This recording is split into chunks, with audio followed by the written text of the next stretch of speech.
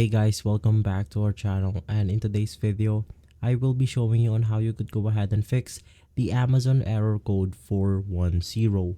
This is a step-by-step guide, so you should be able to follow easily.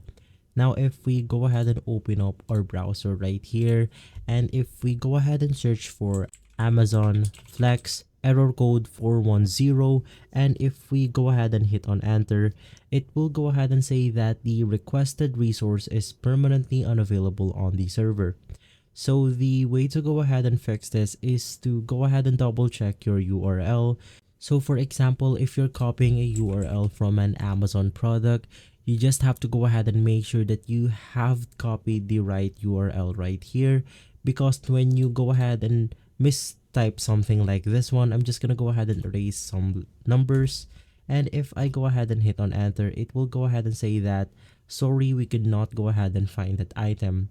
So you have to make sure that you have the right URL copied to the browser right here, and you should be able to fix the problem. But once you have ensured that you also have the right URL, it only means that the resource or the product that you are looking for is permanently unavailable on the Amazon servers. So if this video has been helpful for you, please consider by liking and subscribing.